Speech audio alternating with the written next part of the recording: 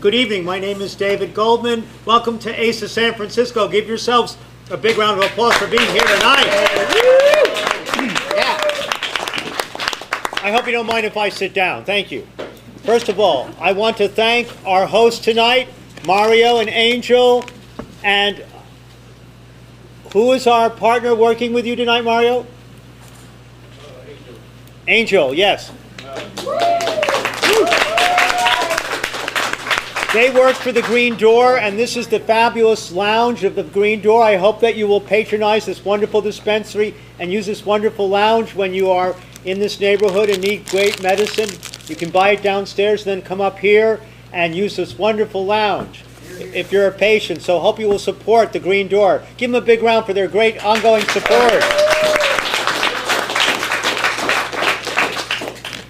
I also want to thank the sponsors of our upcoming medical cannabis competition. By the way, there are forms available to enter the competition if you want to enter one or more strains or concentrates or edibles in our competition. We have forms for the judges pack. They're on the table over there. The deadline for entering strains is Wednesday, October 31st. And there are forms there to get the judges pack, which will give you access to the medicine and allow you to be a judge. Also, please pick up the agenda and the tip of the month and our next meeting information. It's all on the table there. Thank you for that.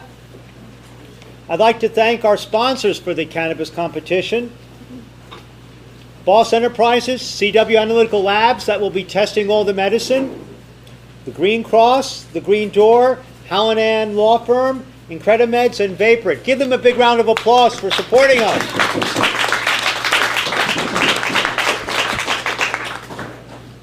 The competition will take place on the 18th at Cafe Kokomo. It's going to be a great party, great entertainment.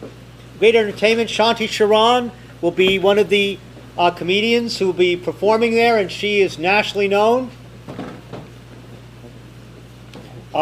It's my privilege to say that we're going to have another dispensary soon in the Outer Mission, the Mission Organic Center at 5258 Mission Street. The phone number is there. I don't think it's quite working yet, but their website is missionorganiccenter.com, and they should be opening within a week or so, right, Kevin? Kevin, are you here? Kevin Brown's not here yet. Where'd he go, Rodeo? Okay, well, right back. I think within a week or two. So keep calling them. They're in the Outer Mission near Geneva, and they're going to be, I think, an amazing dispensary. From what I hear, they're a lot like their Sunset Organic Center in Southern California. So I hope that you will consider supporting them, as they have been one of our sponsors. At this time, we'd like to just remind you of our simple rules. At the bottom of your agenda, it says, do not interrupt. Raise your hand to be recognized. Assume best intentions. Be respectful when disagreeing, and don't be repetitive. Thank you for doing that. At this time, we'd like to introduce the rest of the Corps. We'll start at the far end, okay? Hi all, thanks for coming out tonight. My name is Karen Woodson. I've been an advocate for medical marijuana for more than a decade and involved in this chapter for the past 7 years. So thanks all for coming out. And if you have any questions, please see me afterwards. Hello everybody, my name is Tony Bowles. I have been an advocate of medical cannabis for over 10 years as well. I was a plaintiff in ASA's case against the California Highway Patrol, and I am glad to be here helping out with this call. Thanks for coming. Hi, my name is Nick, and I'm also an ASA Corps member. Thanks for everyone for coming. It was a pretty exciting day today in Washington, D.C. We'll be hearing more about that. Yeah, we'll talk a little bit more about that in just a minute. Yeah, my name is Michael Cohen, and I'm glad everybody is here. I've been active in the medical cannabis movement for the last, 3.5 to 4 years. I've been on the court for about 2. And those people that I haven't met here tonight, come up. I'd like to meet you. Thank you. Okay. At this time, we'd like to ask people who are new or who haven't been here in a while to introduce themselves briefly to the organization, to the group, and tell us how you managed to make it here tonight. No one here. I was just gonna say, like, this is my second meeting, and it was all by fate, I guess, you know. I I ain't got anything else better, so might as well just come and listen again. You know, Thank you. very interesting. You're welcome. Anyone else? Yes, up here. My name is Christopher Dahl. I'm a patient of the now vaporous vapor room. And I saw your very alarming little note that said they want to take them all away, but no. Anyway, I'm a very concerned patient, and I'm trying to develop a new career in politics. So I have some ideas I'd like to share. We're probably all old, but I need to hear what you have to say. That's at some point. Definitely. Well, if you want to come up and talk to us at some point, we have a lot of great ideas we'd love to share and hear your thoughts. No, it's just my son sitting on there. Thought it was worthy. Anyone else? Hi, I'm Lisa, and met David and Michael earlier. And Gregory invited me. I really don't know very much at all about any of this, so I'm mostly here to listen tonight. Welcome. Thank you. Anyone else? Am I missing somebody? No? Okay. We're going to begin with Nick. All right, just to update you guys on some things that we've been keeping you all abreast of. Jose Gutierrez, who was husband of ASA core member Sarah Schrader, very active in the movement, who was attacked during the raid on Oaksterdam. He's gotten permission to use Marinol, but his next upcoming court date is Wednesday, November 28th, 2:30 in the afternoon. That's in Oakland at the federal courthouse. It's good to go and show that you're there to support him. It's good that there's at least a few people there for each one of his hearings, so if you have the time, please do make it over. Did John Lee come in? I don't think Is John Lee here from San Jose? We do have... Just to remind everybody that there is the SaveCannabis.org Education and Planning Conference on October 19th, which I believe is this Saturday? Yeah. And that Friday. So that is available. We have more information if anyone wants to hear anything about that. It's the second item in your announcements. They're planning to work on writing an initiative for the ballot for either 2014 or 2016. For San Jose? No, for the state. And they want as many people to come down and weigh in on how to make a great initiative that everyone can get behind. Patients, non-patients, and we have the forms here if you're interested. I believe it's free, too. Yes, it's free, but you need to RSVP because they have space limitations in the Union Hall. When is that date? Friday the 19th. It's on your agenda. It's the second item. Today, right? Number 2. Okay. The next one. Oh, yeah, that should have been today. I don't know. Did anyone Have we heard anything about what happened with Harborside? We understand they had a court date today. Does anyone know? Because I haven't seen anything on the email, and I was checking it up until like 6 o'clock. It was moved to November. moved to November? Chris, Well, Chris so- has information. Okay. Something like that. Sounds For the reporter. Well, for those of you who haven't heard, Oakland actually filed a lawsuit, a countersuit against the federal government for the seizure on Harborside, which is excellent news. And here with more is our legal expert, Lauren Vasquez. Hi everyone, I'm Lauren.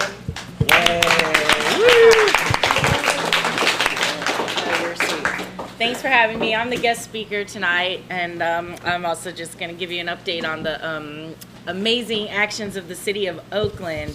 They have hired a law firm, one of the leading law firms in the country, to file a lawsuit against the federal government on behalf of the medical cannabis industry, because Oakland derives a great benefit from regulated cannabis in its city. A lot of tax revenue. Harborside alone is the number 2 retail taxpayer in the city, but also it helps the police reduce crime and get cannabis off the black market. And obviously Oakland has serious problems that it needs to deal with, and anything that can help reduce the violence is of great benefit to the city of Oakland. And so the city has taken this action on behalf of us, and I think it's unprecedented and amazing, and I'm proud to call the East Bay home. And live near a city that is willing to fight and stand up for patients. And they've got two arguments. The first is that the federal government didn't act fast enough. There's a statute of limitations. We call it SOL for short. It means you're shit out of luck. You just didn't do it in time. And since the federal government has known what Harborside has been doing in the city of Oakland for over 5 years now, which is the statute of limitations, the city's lawyers argue that it's too late and the federal government missed their chance to file the forfeiture argument. The other argument is basically a fairness argument that says Obama's administration made certain statements saying that they would allow us to do this so long as we follow state law. Oakland followed suit by enacting regulations and having this permitting process and putting all this effort into building this grand bureaucracy to collect lots of tax revenue. And it's unfair for the federal government to then go back and say, oh, no, you can't do this and we're going to shut Harborside down. So that's what the city of Oakland is doing to stand up for patients and the medical cannabis community, and it's really amazing. So if you want to send a note to the city attorney, Barbara Parker, or any of the Oakland council members, the mayor, please do so and say thank you, because this is exactly what we need right now in the fight for safe access. And I'll leave it at that. A really quick question. So how is it that Oakland establishes that the federal government knew that they were operating 5 years ago because they filed tax returns? Probably a multitude of reasons. I mean, but it's not enough to just say that they assume that they're aware of them operating. Sure. Tax returns, state filings, city permitting, media, more than a few ways for the federal government to be able to prove that they knew more than 5 years ago of what Harborside was doing. But yeah, tax returns alone could be a good signaler. The complaint didn't really get too much into the evidence. That comes later.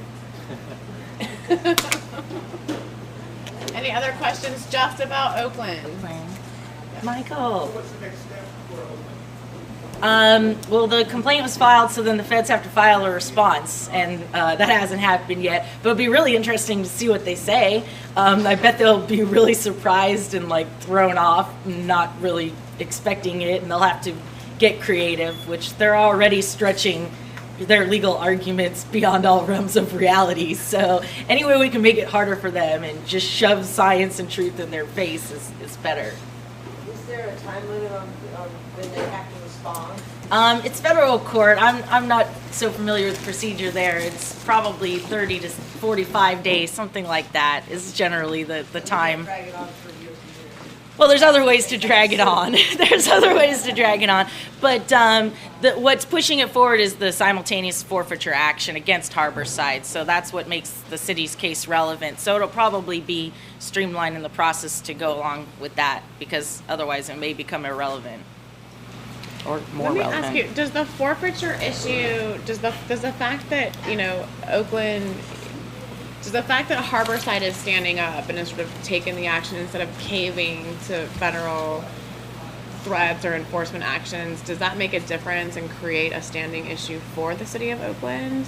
Meaning here in San Francisco, the question is, could the city attorney in San Francisco have the same argument, but the reality here in San Francisco is that all of our people essentially caved or decided to move and didn't hold the line. I would bet the federal government would argue that, but there's probably a good argument to say, no, they're standing because they're losing the tax revenue, they're losing the ability to regulate. Standing's always tricky, but there's good arguments even for the city of San Francisco if you want to try and get them to do that. Also, Harborside has 2 locations, Oakland and San Jose, and I would love the law firm to lobby San Jose to join the lawsuit because they get tax revenue too, and what law firm doesn't want another client, right? So San Jose is urgent and pressing, San Francisco possibly more so. Interesting. Yeah. Okay. Sad times. Can I ask everybody, including our speakers up here, to speak really loud? I've just gotten a request that people are having trouble hearing in the back. Thank you. Okay? Thank you, Lauren.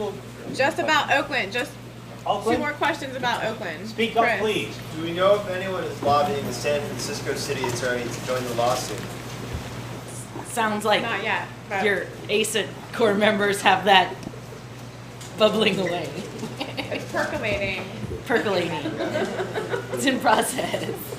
I can't read their minds, but I suspect. My question would be, would the city attorney of San Francisco feel it's not in my jurisdiction, I shouldn't be dealing with it because it's Oakland?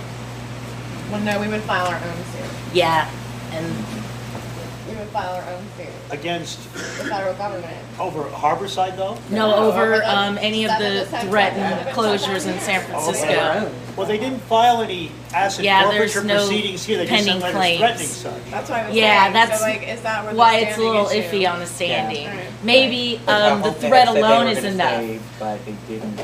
Yeah, because you have to have actual controversy for a lawsuit to go forward. So those forfeiture letters, the threat of forfeiture may be enough for a city attorney to argue, but in Oakland, they've got a actual forfeiture action in progress.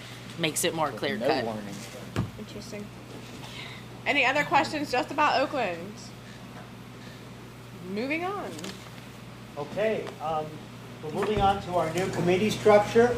On the table over there, we are setting up 4 committees: fundraising, outreach, political affairs, and media and social media. So if you're interested in getting more active in the chapter and bringing your ideas forward and your creative energy, please sign up for one or more committees and we will contact you. And we want to announce the results of our elections. Last meeting, after the main part of the meeting, we had all the ASA members from San Francisco chapter vote on our core leadership for our new steering committee. This is being done as per our new bylaws that we've signed with the national organization. All the chapters throughout the country have been asked to sign these bylaw documents, and we chose this core leadership to continue the process of running ASA. So I'd like to just salute us all for an excellent job that we've been doing and continuing.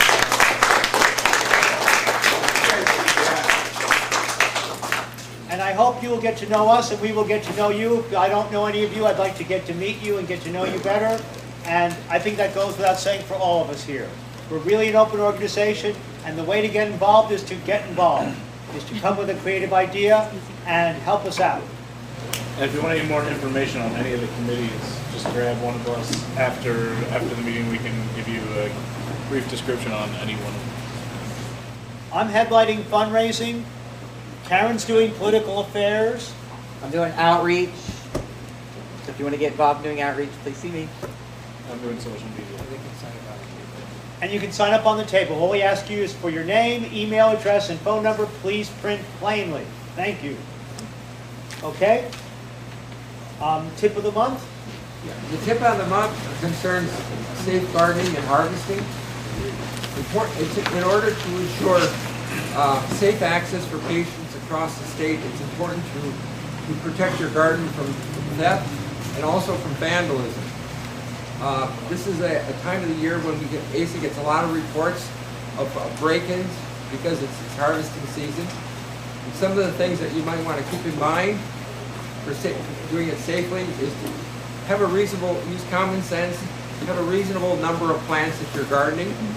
You know, be realistic about how much, what is your personal consumption, and how much you realistically use. You can compost as well off-site, and you can use extra like odor controls, for safety in regards for your neighbors, people going by. You only want to invite people that you know directly, and like friends of friends. I do not invite. You want to keep it limited to a smaller number of people as possible that you have in your gardening, and also be a good neighbor. You want your neighbors to respect you and to trust you, and then if they have that in you, they're less likely to gossip about you. If you do have any questions, if you are having a problem or need assistance, you can just go to legal support at safeaccess.org, and there's a phone number as well you can call at 510-251-1856, and give ASA a call if you have a problem. Thank you, Michael. Karen? All right. So, Today was quite a banner day for rescheduling efforts in Washington, D.C. This morning, a federal court of appeals in Washington, D.C.'s circuit heard oral arguments in Americans for Safe Access versus the Drug Enforcement Administration. How many of you were here in 2002 when we filed this petition and had a big protest outside the federal building with the big boxes of evidence? Remember those boxes of evidence we wanted the federal government to look at? So this is the first step in getting the federal government to look at that research. And so we were in court. This isn't going through the administrative process. This is actually drawing the federal government into a courtroom to prosecute whether or not marijuana should retain its status as a Schedule I drug, which means it has absolutely no medical benefit and the highest potential for abuse, equal to heroin, methamphetamines, LSD, and the like. And so it was a really contentious discussion. It lasted about 90 minutes to about 2 hours. It was a 3-judge panel. The federal government's prosecutor and our sort of, I guess in this case, defense attorney, although it works opposite in the court. So Joe Elford is ASA's chief counsel. He's filed several cases here in the state, as I would argue one of the foremost legal experts on medical marijuana at any level of government. And he basically defended a spat of questions from a 3-judge panel, everything from the reason that we have standing to argue the case, meaning, what's the harm the federal government's done here, to questions about the science, to questions about, what does this catch-22, what is the federal government's Schedule I status, how does that impact research on the issue? So all issues that we were familiar with, but the first time that we've sort of heard these issues be discussed in any serious way at the federal level, specifically questioning whether or not marijuana should remain there. I haven't had a chance yet to speak with Joe, but I have spoken with people that were in the courtroom, including ASA's media director and Hunter, who you guys were familiar with and used to be here in the court. Both conversations indicated that they came away feeling really strong, that Joe really put out there sort of what the basic issues are, what the harms are to patients, the fact that we don't get access to proper medication, that this is, really the federal government overstepping its bounds in terms of relationship between a doctor and a patient, that there is plenty of science out there, that doctors, that these million medical marijuana patients are represented by thousands of physicians that have also said marijuana has medical value and that this is an appropriate medicine. When the issue so standing was one, the catch-22 issue is another one the judges called out, and the final issue is, when you get into these situations, in some cases the courts rely on agencies' expertise to make decisions about how to govern. And so the big question that Joe got was, in this case, the Drug Enforcement Administration, NIDA, and the Health and Human Services Department, these are the experts in medicine and addiction, so on and so forth. So what evidence is out there to suggest that you even have merit with respect to what your arguments are? And there was a little less clarity about how the court is going to deal with the merits issue, about whether or not marijuana there's science behind what our argument is, which says there is no potential for abuse, and it absolutely has medical value to the plant. On those two issues, there could be a potential for a second hearing that would just be on the evidence, that would just be, it's called an evidentiary hearing, where they would literally just evaluate the federal government's evidence about potential for harm and medical value versus our evidence for potential for harm and medical value, and try to weigh those two things out. That's not going to be decided until February, even if they want to have the hearing. We won't know that until about February, sometime early next year.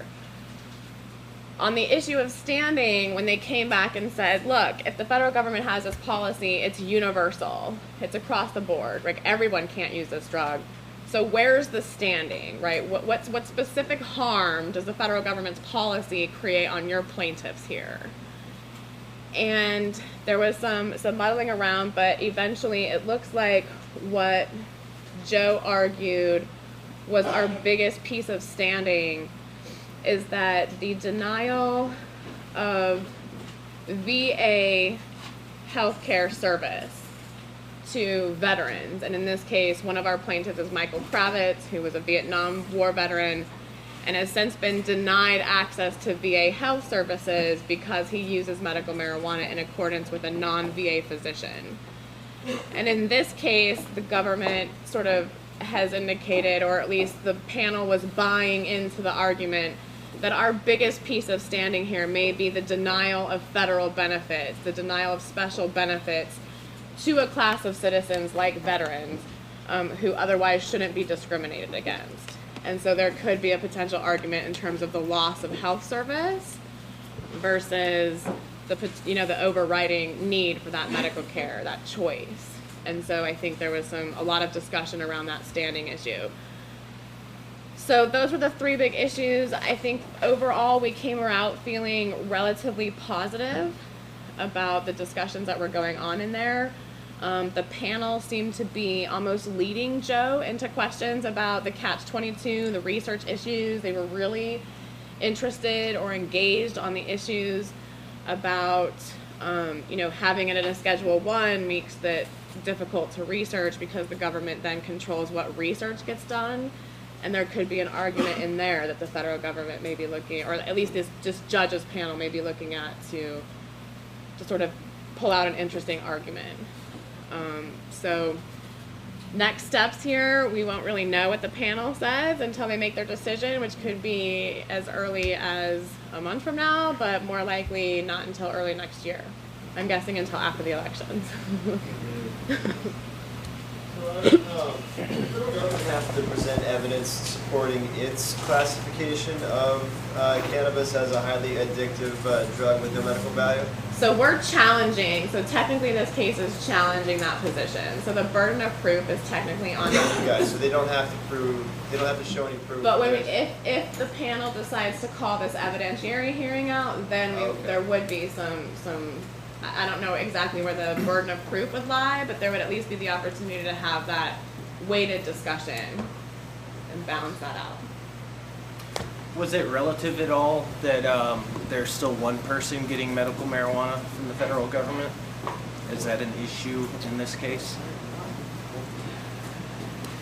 I came across a blog post that said it came up. Yeah. Did it come up? What did they say? Yeah, just that there's a federal program. If there's no medical value. It's not a medical, so it's an experimental drug project and not technically an experimental cannabis project. So that's how they get away with, that's what Herb told me. Sure. I think it just came up as an issue, Right.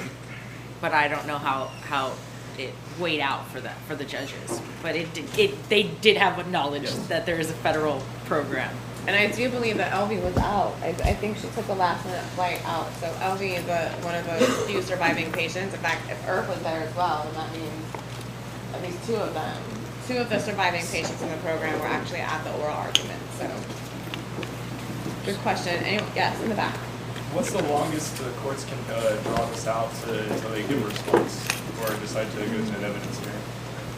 So I think the reason that we entered into that Joe decided to move this into the Court of Appeals is so that there would be timelines attached, or at least that if the government or if the judge decide to stall, they'd have to give a legitimate reason about why they're doing that. So it works quite differently inside the administrative process, right? That's where we see inordinate delays, i.e. it took us 10 years to get to this point. But by drawing them into the court process, into a legal process, there's definite timelines that are associated with that. On the average right now, it takes them about 3 months, 90 days to look at the merits and get a decision out. But after that, you can bet if they don't get it out around that time frame that we're expecting, then Joe will be petitioning the court for some indication about when we can get a response, what their holdup is, do they need more hearings, do we move into an evidentiary hearing, all these other possibilities that could happen from this point forward.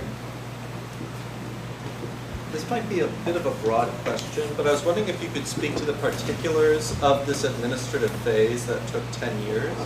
So I'm a little foggy on how that could be drawn out that long. Don't No. worry, the lawyers and judges are Foggy. foggy on it too.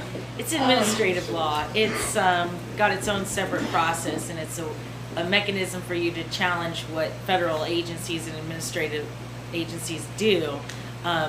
But it's outside of the standard court process, so it has a lot of ways you could delay. It's just And the biggest factor in this process is that when the DEA, when we actually created the Administrative Procedures Act concerning the rescheduling process, when the federal government created that process, they unfortunately didn't attach timelines to their administrative procedures. So this is something that we've been asking, some of our allies in Congress to think about doing, is attaching timelines to these administrative reviews. Because this is not just holding up our rescheduling petition, this is holding up a lot of Rick Doblin's research petitions that he's trying to get done through the MAPS organization. But the biggest factor is that we do not have timelines associated with the rescheduling process, and so they can delay and delay and delay and delay. And in this case, what they did was use, we're going to deny it, and then when we challenged the denial, they came back and held us back for at least 6 to 8 months before they'd answer the denial. And then they finally said no, and then we had to challenge them on the no, and then that dragged us into a completely different process. So the fact that there's not timelines and that they can play, they have a little bit of wiggle room, much more leeway than they would have in a court system, in a legal process, than they have to the American Procedures Act, Administrative Procedures Act. All right, thank you. Okay. So I guess I kind of have two questions. So first one is, don't the American Medical Association and the World Health Organization recognize cannabis as medicine? And then the other one is, the DEA refuses to give growing permit or license to anyone other than one person who grows for the federal government. So, it's kind of like they have, exactly. Yeah, exactly. So on the first half of the question is whether the fact that there are more and more medical and scientific associations supporting the idea that marijuana has medical value, including the American Medical Association, have an impact on the case. Hopefully, but the AMA isn't a plaintiff. So, in the event this moves forward, eventually we would like to entice the AMA into supporting our case or seeing, where it moves. But there's definitely some room for these organizations at this point to come out and say, we do support this. In the event we move into an evidentiary hearing, I would imagine that, yes, we will be calling for briefs, for statements from all of those organizations and more as part of cultivating and soliciting our entire boxes and boxes of evidence that we would submit in support of our petition. On the second point, which is the whole idea of the monopoly issue, that was raised during the process of this conversation with the judges, and they were particularly interested in the difficulties that are associated with the research process because of the Schedule I status, and specifically questioned the government about, does this stranglehold research? Is there a catch-22 here if you get to hold the research and then design the research and then deliver a message? Does that not create an independent channel for research? So I think they were interested in those questions. And they of course don't do any research, right? The DEA.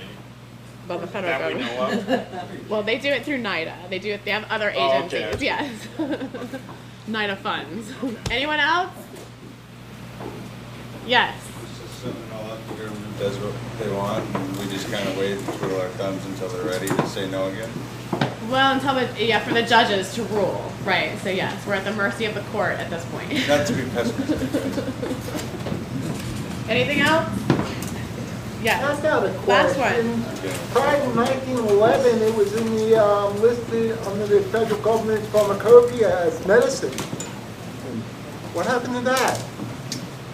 So that was in 1911, and in All the 1937. way back. Yeah, it so took- after 1911, we changed the law in 1937, and then we changed it again in 1971, and came back and changed it again in 1986, and then reaffirmed that in 1994. So there's been at least 7 different laws, at least 4 different acts passed by Congress, including 2 administrative acts. So that's 6 acts total since 1911 that have either rescheduled marijuana into Category 1 or have put out regulations deeming that we're going to tax it to death. So it started with a tax, and then it was illegal. Well, if we had 150 years to pick on it. The invention of Western medicine at the turn of the century and the FDA has dramatically changed the way that we operate medicine from what I would argue to be Eastern philosophy of medicine. Eastern Western medicine has everything to do with the FDA. Thank you. Last question, seriously, then we gotta move on. I just want to quote my wise aunt. Okay. She said, "You control the drugs, you control the people." It's true. It's true. Indeed. Good quote. Smart woman. Wise woman. Smart man Listen for to marrying her. a wise woman. Her name is Wise, that's why I call her my wise. She married a man named Wise. All right, moving on. All right, so today was a banner day. It was really historic. I mean, for the first time in nearly 20 years, we were able to present the evidence that cannabis is medicine.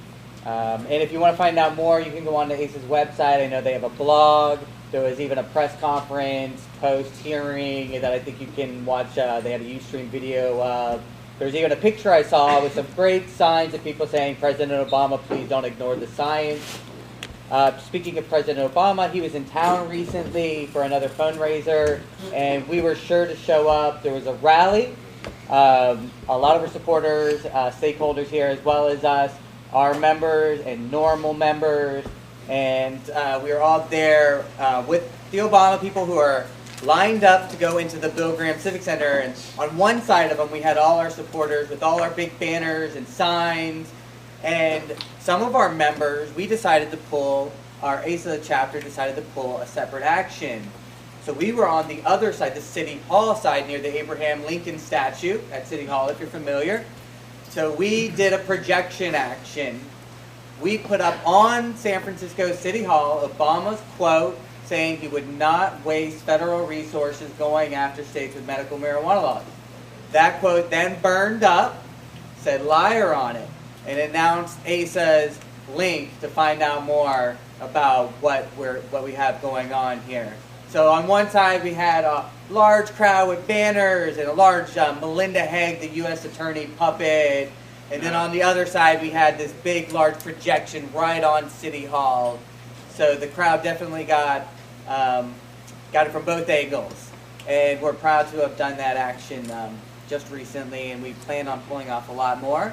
We understand that Obama just opened the campaign office here in San Francisco, and we're looking at doing something to catch their attention. And I also want to point out, you know, we do not endorse any candidates. This is just to remind President Obama of his promise he made to our community. One of the more interesting things about the action was, since it was right in front of the Obama supporters, all of them turned to watch it. The reaction was not negative. It wasn't hostile. It was just sort of, okay. You know, they were not angry that we were there protesting the president, which was good. No, it was really good. We had a great time doing it. Actually, it was me and Nick, and to pull off this projection, we had to get creative. We actually got a cart that you put your groceries in with our projector. We dressed it up to make it look like blankets and stuff like anybody, you know, would just be pushing their cart along. It didn't look anything out of the ordinary. So we had to push it past Secret Service with their earbuds in, and we made it to where we were trying to get to. We were setting it up, and sure enough, here comes a police officer who says they got a report of suspicious wiring on a device. So they wanted to see our projection. An anonymous tip. So we showed him the projector, and we were waiting for the sun to go down still, so we couldn't show him the projection. But she said, "Cool, good luck," and let us go on with our action, which we were able to pull off. Does anybody have any questions? Thank you. Thank you very much. Oh, and you can go online to our Facebook page, sfsafeaccess.org to check it out. Thanks. Okay, Michael with Science Corner. Yeah, there's a double-blind placebo study that was done at UCSF. It was done on using 270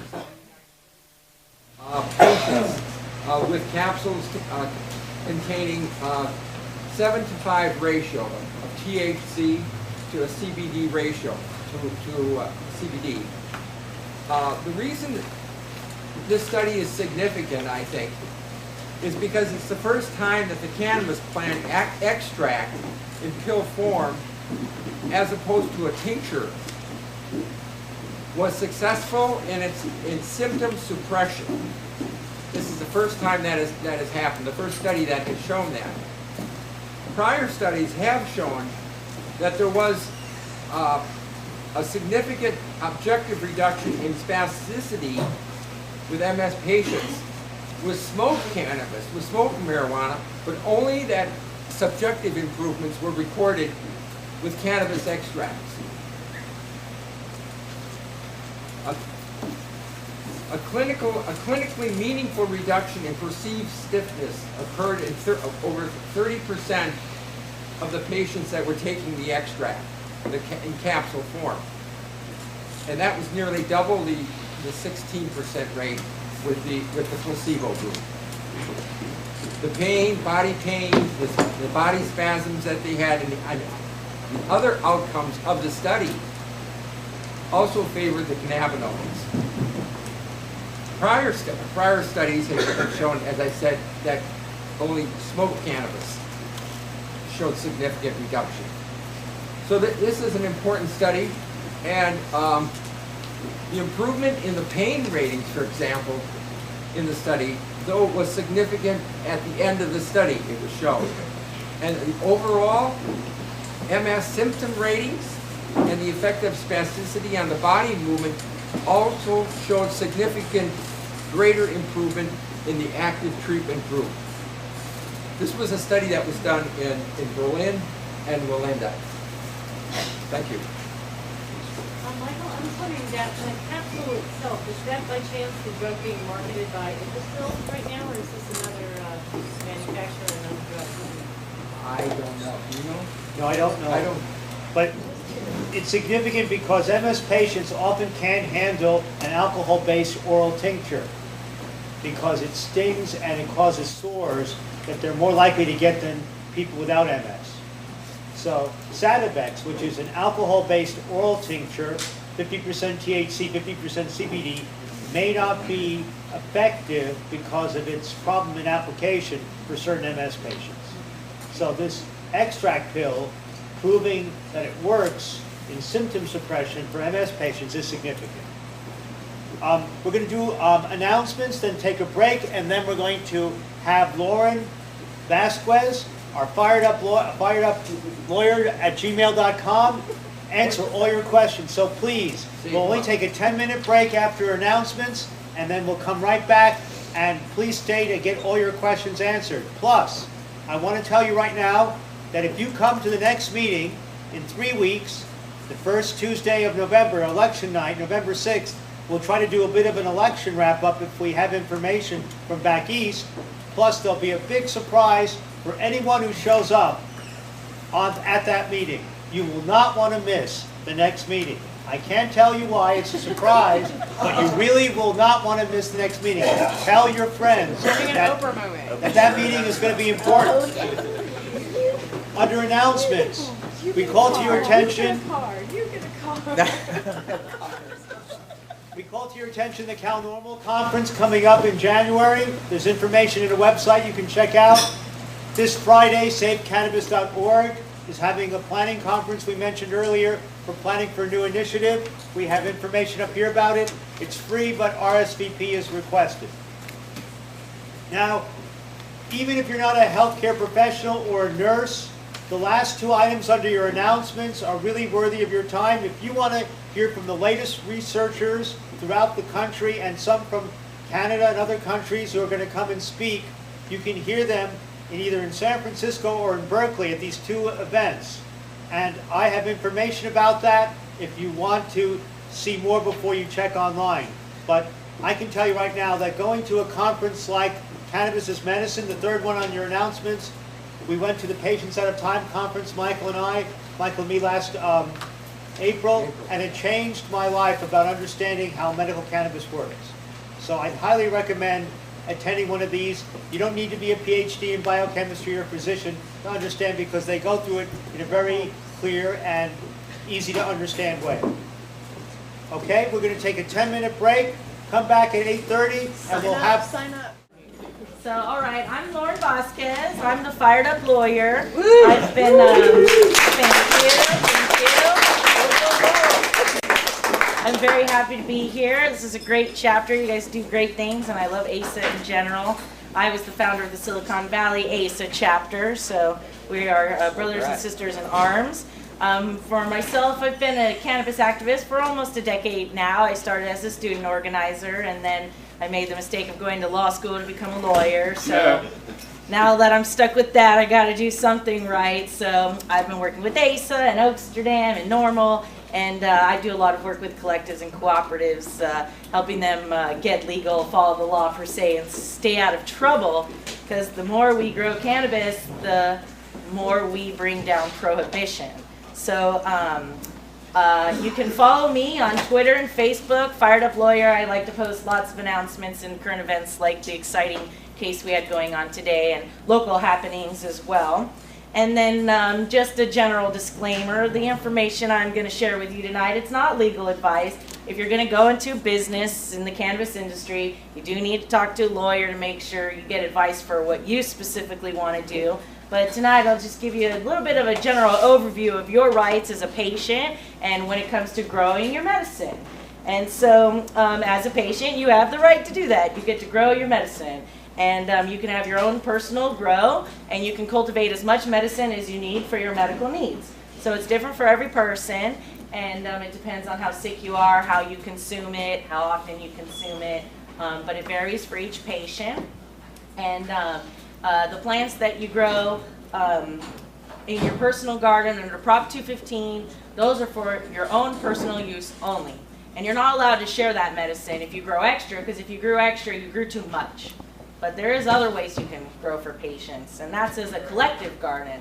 So we have Senate Bill 420 in California that allows patients to basically get together, work together, and grow for one another and share the costs of that cultivation. And that's what we call a collective garden. So if you and your friends have gotten together to put a garden together and you share the expense of that, that's a collective garden. And it's important to understand that the patients that are growing for you, they're not your caregivers, and they don't need to be your caregivers. They're just other patients who are growing with you because you're allowed to grow together to help one another under the law. Because frankly, some patients can't grow, they're too sick, or they don't have the time, or they just don't know how. It's pretty hard to grow medical grade cannabis, and can be expensive if you have to do it indoors and buy all the equipment and get set up to do it right. So it's a collective garden if you're growing with other patients and sharing the cost. Now, when you start to have that collective garden to run as a business is where you get to the next level of growing. And once you run it as a business, you've got to follow all the business laws. It's a business once you start to do it for a living, or once you start to do it on a larger scale and you advertise, or you deliver to random patients' homes, or you have a giant storefront collective that any new member can join. And once you form a business in the cannabis industry, you have to follow all the standard business laws, but then you must also follow the medical cannabis laws, which means your business is operated not for profit. But if it's just you growing for yourself, you don't have to worry about that. No business license required. Same thing, maybe it's you and your cousin and your brother and your aunt or your wife, and you just got a small garden at one person's house. Everybody else pitches in at harvest time and helps cover the cost. That's not a business. You don't need to pay taxes. You don't need to report it to anyone. Now, the concern with those gardens, though, is your landlord. In California, you don't have the right to live in a house if you're a patient, because your landlord can evict you for violating federal law, and even just state law. They could say, we don't like what you're doing, you can't do that here. They have that right in California. So what you don't want is your landlord to find out what you're doing, and that's okay. landlords are not allowed to make random inspections just to inspect. They have to give you 24-hour notice if they are going to come to make repairs. And if they do to come make repairs, well, maybe you can offer to do that repair yourself. Or, you know, you don't need them to come in and change the batteries in your smoke detector. You can take care of that, no problem. Now, if something does happen and you need a repair, though, you might be SOL, shit out of luck. And a lot of people have to take their gardens down real quick because the landlord's coming. I get a lot of phone calls from people like that. What should I do with my 12-foot tall plant on my balcony? Well, bring it inside. It's too big to bring inside. Hide it in the car. Get a refrigerator box. I don't know. You got to figure it out. Because if the landlord finds out, they do have the right to ask you to move out and evict you. And the same goes if you're in Section 8 housing.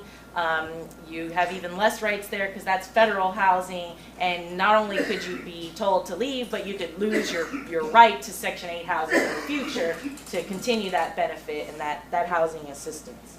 So the other thing that's important to note is that in California there is no such thing as a grower's license. And you may see these advertisements for the doctor's clinics that want to sell you a grower's license for $250. And I would ask you please to not do so because it's unnecessary. What they imply by grower's license is that they're going to give you a piece of paper that allows you to sell cannabis to other patients or dispensaries like we talked about with the collective garden. But you don't need a grower's license to do that. All you have to do is be part of a collective in order to do that. And when you join most collectives, they give you a piece of paper that says you're a member and that you join. And if they don't, you can always ask them for a copy. And then that's what you could use to show that your garden is a collective garden and you're a member of a collective with 1,000 or so members and you're 15, 20, 40, 80, 100 plants is to cover their medical needs as well as yours. So a grower's license doesn't do that. What the doctor is giving you is what we actually call an exemption letter. And it's an exemption because it used to be, we thought there was a limit to how much medicine you could grow for yourself. And if you wanted to grow more, a doctor could give you an exemption. Now we know you can grow as much as you need. You don't need a doctor to tell you you can do that, and you don't need a grower's license to tell you to do it. So when you go to the doctor and you get one of those pieces of paper, what it says is, it says you're really ill, and in order to meet your own personal medical needs, you can grow up to 99 plants. And that's fine and all, but if you don't actually need that medicine, you're growing too much and you're breaking the law. And any leftovers, you're not supposed to distribute under Prop 215 or under the exemption letter. As a collective garden, yes, you can distribute it, but not with the piece of paper that the doctor gives you. So if any of you have gone out and gotten one of these or know someone who has, please let me know because I'm working very hard to stop this from happening. Too many patients call me saying, I was arrested, but I have a grower's license. And there's not much I could tell them, but contact your local collective that you're a member of and see what they'll do for you. So your personal garden, you can grow as much as you need for yourself. You can grow for other patients as much as they need. You can share the cost. You can grow for patients that are other members of a large-scale collective. When you hit that point, you're more than likely a business, and so you need to follow all the business requirements. Now we also have city and county guidelines, and those are just that, guidelines. So in some cities it says 2 pounds, in some cities it goes by square footage of your canopy, some cities you can have 99 plants. Those are guidelines, and the police are directed to follow those guidelines and presume that if you're under those numbers, you're not breaking the law and therefore leave you alone. Now they always have the choice of bothering you, so you shouldn't use those numbers as a hard and fast rule, and you can even go over those numbers if the collective you're a part of has members that need more than those amounts. But just know those are guidelines, and if your city or county has particularly high guidelines, then you're have more leeway in the number of plants that you can grow before you're looked at suspiciously. So that's what we're here for, is security and safety. It was mentioned earlier that security is very important. So your grow should be such that nobody knows it's there in the first place. And this is primarily for not the police, but for other people who may want to take advantage of your grow, who may want to rob you or hurt you. And we don't want anybody to get hurt growing medicine. We're here for safe access. And so you want to make sure that nobody can tell that your garden is there from the outside of the premises. And then be careful who you share the information with. You don't need to show off your garden. It's awesome, but if you want to actually enjoy the fruits of your labor, you can't share it with too many people. And security is paramount. So from the outside, no smells, no lights, no sounds, no loitering or suspicious behavior of people carrying fertilizer or 5-gallon jugs of water in all day, every day. And so, what do you do if your garden is discovered? Well, if you're robbed, surrender, maybe call the police, depending on where you're located. They might stand up for you. They probably won't. There's not much you can do if somebody tries to inflict violence upon you. But if the police come, fortunately, we still have some rights against the police in America, 2012, today. So your garden is either, you know, in a commercial space at your home, indoors or outdoors. And so outdoors, you have helicopters and planes that fly over. If they routinely fly over your property and can see plants, well, they can use that as probable cause to get a warrant to come and search and then possibly arrest you. Because your privacy is only limited to what is actually really private. So if something is seen from above, for example, the neighbors have a 2-story that they can peer down into your backyard from, they are more than free to invite the police to come and have that same view. So outdoors, it's more risky, especially in the city. In the city, indoors, safer if you do it right. When the police show up, they're going to show up for a few reasons. One is that they know what you're doing and they have a warrant and they're there to seize and arrest you and do all the things we're afraid of. The other reason is that they're doing preliminary investigation, and they may not have all the evidence against you, but they're just going to knock on the door and talk to you, see what you'll give them so that they can use it against you. And then the third reason they may be there is because there's actually an emergency in the neighborhood that they need to talk to you about. Maybe there's a fugitive loose or a lost child or a fire that they need to tell you about. Now in those circumstances, they're going to ask you, have you seen the fugitive? Have you seen the child? There's a fire. And then they'll go. So you know those are going to be pretty obvious. The other two is where it gets tricky. So they're more than likely going to knock on the door, and what you need to do is step outside of your house, your home, or the grow site and close the door behind you. That way they can't see anything inside or claim that they saw something or claim that they smell something. Then when you're standing there, please be polite and professional and see what they have to say. And if they ask you questions about what you're doing, you do not have to answer those questions, and you can very politely refuse. And they're going to try and pressure you and test your fortitude and your will and your ability to just say no. Just like they tried to teach us as kids, just say no. That's what you're going to do. So they're going to say, well, we could go get a warrant and just come back and tear your whole house up, and whatever we find, we find. Well, okay, then you got to go do that. Sorry, got to go get the warrant. Still not going to consent. And then they'll continue to banter. Are you sure? If we do this, it'll just be so much quicker. You know, the judge and the DA is going to look upon you so much nicer if you just let us come in and look around. Just say no. Do not let them in your house.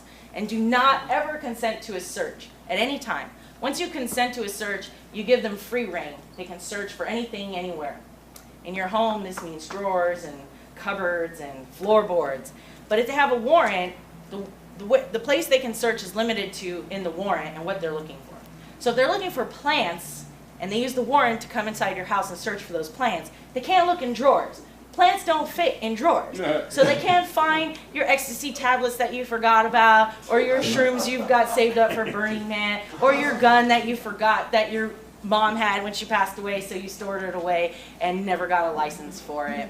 So when you consent, you give them free rein. When they have a warrant, they're limited to where they can search in the warrant. So once they banter you and pressure you and try and get you to consent, and you're like, no, I'm really sorry, officer, I got work to do, I can't handle this right now, come back with the warrant, let's schedule a time later, give me your card, it's great. And so you go back inside and close the door. And if they have a warrant, then once they realize you're just not going to consent, then they'll bust out the warrant and say, well, here's our warrant and we have this and this says we can search. And so what you do is you politely step aside, you don't consent, I'll see the warrant, I'll stay out of your way, be quiet, don't say anything else at all. And you let them do their job. Maybe you've done a really good job of hiding your grow and you've got like a double-walled door that looks just like it's a drywall area and you can't even tell it's in there. So they come and search and they find nothing and go away. That'd be awesome. Probably not going to happen though. Those cannabis plants are stinky. And so once they're in the house, let them do their job and find the plants. You don't got to take them to the grow room. You don't got to show them. But if they do find it, that's when you can tell them that you have a defense. And what you should have is, if you're growing for yourself, for other patients, or for a large-scale collective, you should have paperwork that shows what you're doing is legal. So the first piece of paper is your letter of recommendation from your doctor that says you're allowed to use medical cannabis. The second piece of paper is, if you're growing for a large-scale collective, is your membership paperwork for that collective. You may also want to have a copy of your state ID card, which isn't required for being a cannabis patient, but police like it more because it's got a seal and your picture and it came from the state. So any documentation that you can provide. If you're a small collective of 2 or 3 people and there's 30 plants there and you know the cops won't buy it, it's just for one person, you can write a letter together saying, Joe, Jerry, and John, we've decided to get together and grow this cannabis, and have each of those patients' letters of recommendation in your packet. And have that packet in a place like tacked to the back of your front door or to the front of the grow room door, so that when the police do find the grow, you can say, I have paperwork, shows it's legal, it's right there, look at it, that's all I'm going to say, then you're done. Don't say anything else. They'll look at the paperwork. Your goal with the paperwork is to get them to stop and think twice about, 1, cutting down all your plants, and 2, arresting you. There have been cases where police have cut down plants that were legally grown and they've had to pay back the patients. That was ASA work. So thanks to ASA, thanks to ASA, the police know this, and so they're going to stop and think twice about whether or not they're going to get sued as a result of cutting down your plants and arresting you. Now, it doesn't always work, and they may cut down your plants and arrest you, but then you fight your battles in court. You don't need to fight your battles there on site with the police officer.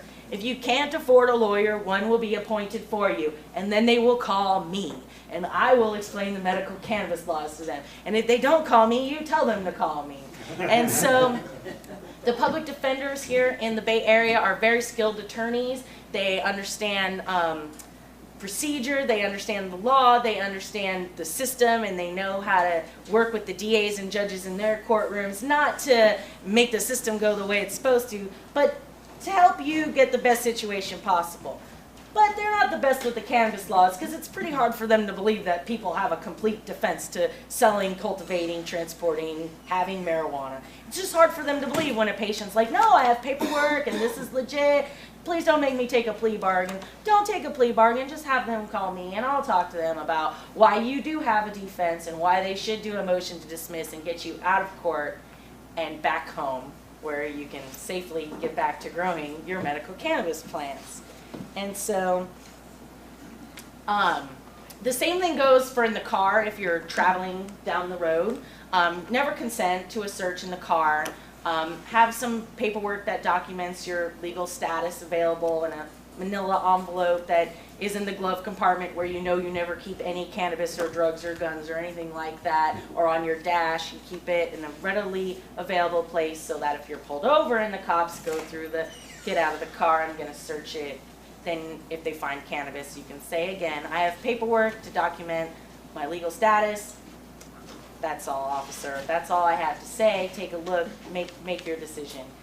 And so the car is just a little bit more risky because you don't have to have a warrant to search a car. A car can be searched when they stop you if there's probable cause. And probable cause means that there's something they can point to show a crime's being committed. So if they see cannabis in plain view, if they smell cannabis in plain view, If you're really the kind of person who looks really stoned when you're stoned, some of us can get away with it all right, others no way. If you're that person, then they can say, oh, they had the eyes and they were speaking slow and they were just so high.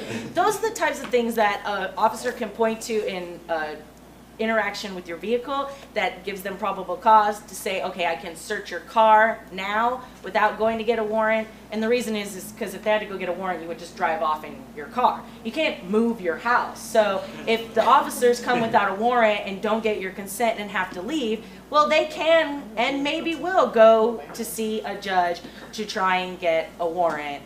But the reason that they came to your house without a warrant was probably because they didn't have evidence enough and they wanted to get you to say something. Now, people always ask about the electric bill. Yes, PG&E loves when you pay your electric bill, so pay them on time. Don't get too far behind on the bill. But they like getting money, so they're not going to volunteer any information to the authorities. But those are records that could eventually be subpoenaed if the police have other items of probable cause to point to. For example, there's a bright orange glow coming from your window at midnight to 8 a.m. every night with 40 gallons of rock wool sitting by the dumpster. Those types of things. They use that to get probable cause to go to a judge. The judge says, you have enough to get a warrant to go and look for more. Then they get the warrant and come back to your house and go through the whole procedure of trying to get your consent again. And then when you don't, they'll come inside and search within the limits of their warrant. So when you're constructing your grow and putting things together, you might think about that. But the number one thing you always must remember is we have no protection under federal law. So under federal law, it's always a crime to possess any amount of cannabis, to grow any number of plants. Now, for individual patients growing for themselves, it's not a priority and they are rarely prosecuted. There are instances, but it's usually for political reasons. And so if you're just you growing for yourself or a couple other patients, the risk of federal enforcement is not very high. 99% of all drug arrests are done by state police. So if the state police come, you're protected from state law as a patient. And so again, remember, just don't fight your battles with the police officers either on the street or on your porch. If they have a warrant, they're going to do what they have. If they have probable cause, they're going to do whatever they think they have the right to do, and let your lawyers fight those battles for you. Because you'll more than likely just end up saying something that will get you in more trouble and make it harder for the lawyers to argue for you later. So with that, I will conclude. I think my time is up. Wow. And yes, any questions, please? At the back. So if the police, sorry? That's pretty good. That was fantastic. If the police come to your door and they ask you they ask you whether or not you have cannabis, how do you divert from that question? Because my understanding is you're not supposed to lie to the police. And this is what's hard about interacting with the police. Yes, you don't want to lie. That could be used against you later in a court of law. And then my question is like, well, do you act like it's ridiculous? Because if you don't act like that's a ridiculous question, then you're almost implying that it's a possibility that there is cannabis there. So you got to resort to your just say no stance and tell the officer, Officer, I don't know why you're asking me that question. I'm not going to answer any questions. I've had a long day. I got to get inside and get back to cooking dinner. Or I've got a long day ahead of me. I got to get inside and get back to cooking breakfast. Whatever time of day they choose to assault you. But just change the subject and don't answer the question. And practice it. You should do some role playing with it sometimes, you know. So are you growing cannabis inside your house there? You know, doctor, I'm kind of busy. I'm feeding the baby. I can't. Oh, feeding the baby is a good one. Oh, you have a baby, so is the baby near the plants then? Nah. You know, I think I can hear the baby now is waking up, so I have to go do I hear the baby too. I'm concerned about the baby. Are you sure the baby's okay? Well, my wife is in there. Officer, am I free to go? Good work. I like the baby is needing to be fed. Yes. And if it gets to the point where you're going over and over and over, yes, officer, am I free to go? Am I being detained? You're always allowed to ask them, am I free to go? Because if you're not, they have to tell you. And then once you're not free to go and they ask you questions, your Miranda rights kick in. And that's the strategic thing is if you put it back on them, am I free to go? And they say yes or no, then you can say why. Why am I not free to go? Tell me why I'm not free to go, and now the conversation begins where they have to provide a burden of proof.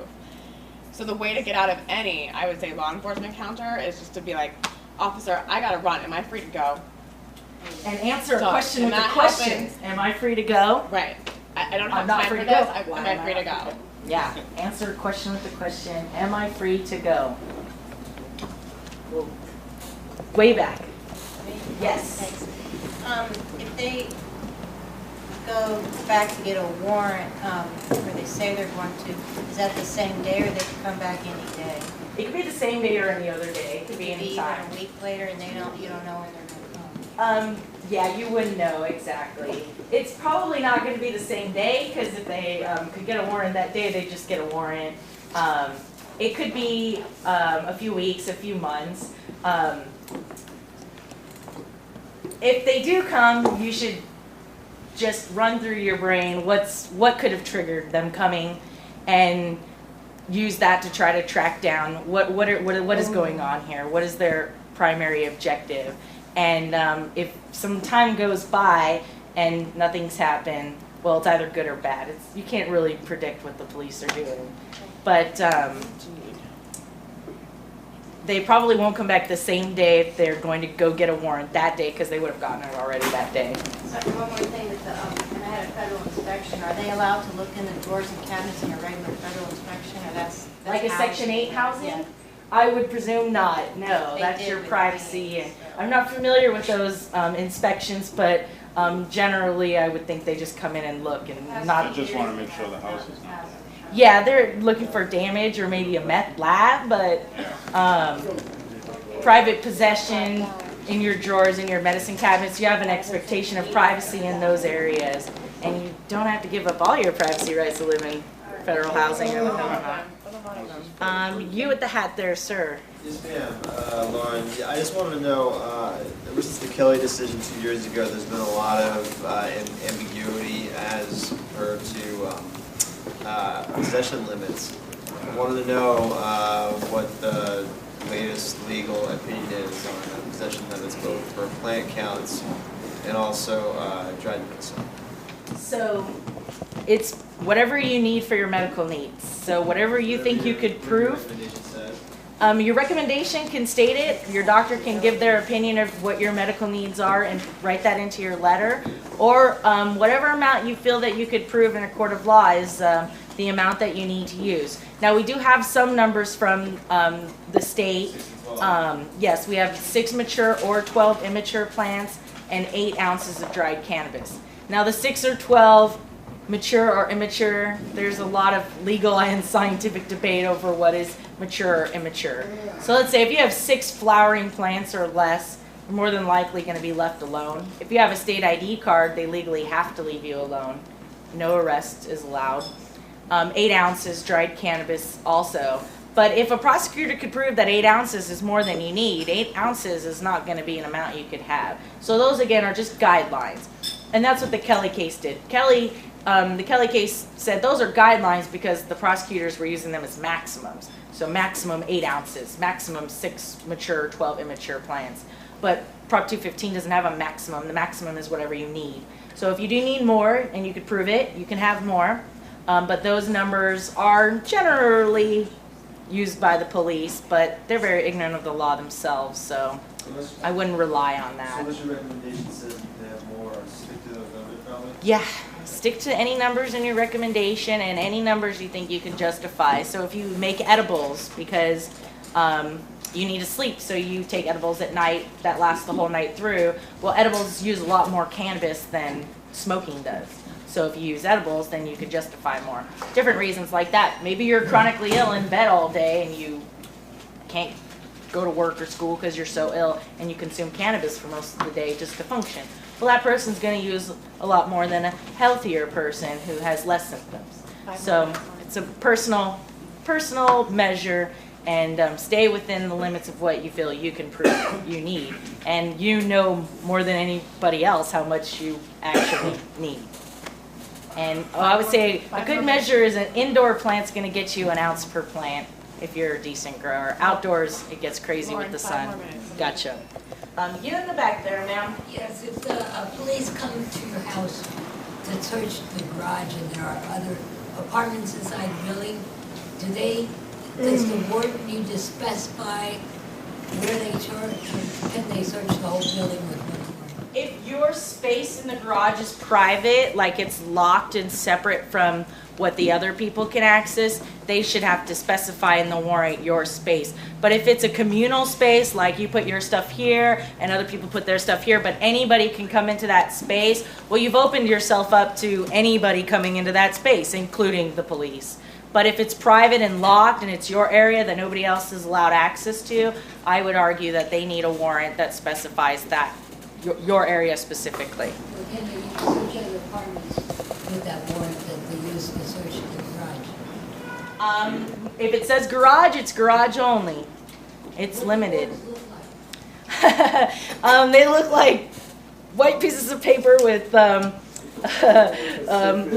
lots of, well, they're going to have a stamp on it, and they're going to have a judge's signature, and it's going to have a typed writing that's going to lay out the standards and then details on what they're looking for and where. It'll say search warrant. And it will say search warrant. Thank you. It has a heading, a title that says search warrant. But Is there something? yes, it will say the location of where they're going to search. Yes, there was another one. I'm sorry. Very back. You very back. All right. So if I'm using as default minimum 6 mature plants per patient in a collective type grow, and is there any square footage limits, or can I grow monster plants in a room this big with 40 lights and get, a 2.5 pounds of plant indoors and still stay at the 6 plant max? The prosecution's going to argue what you're going to yield, and that what you were going to yield was more than what those patients needed, and so you were growing too much. If you think, if you can document it and back it up, you can stay within the 6 by growing 6 very large plants instead.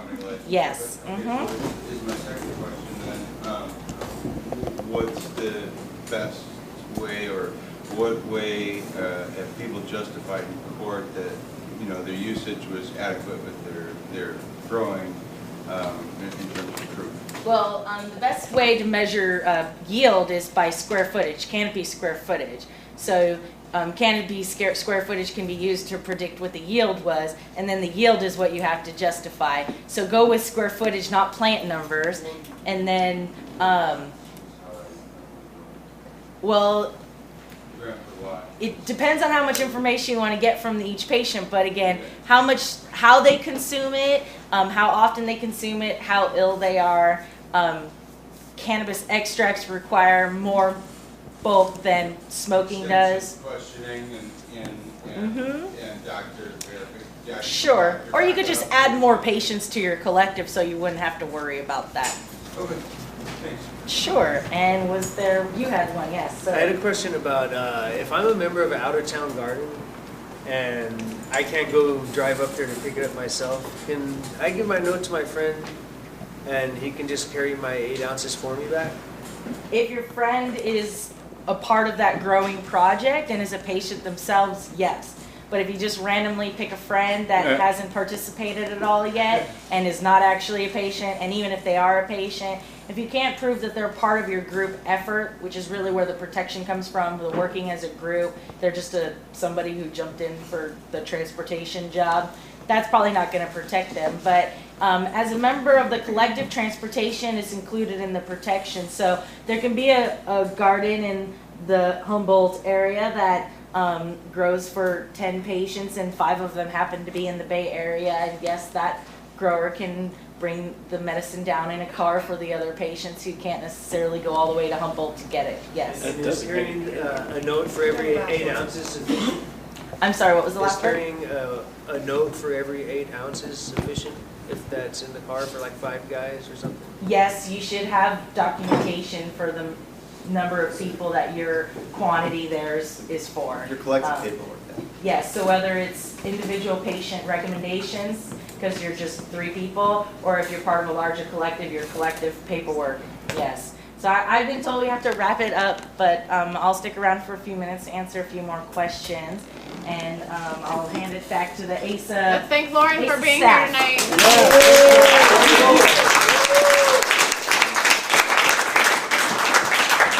Please remember to sign up for our committees, and please consider entering a strain in the competition or buying a judge's pack. We'll see you in 3 weeks. Don't forget to be here. Tell your friends.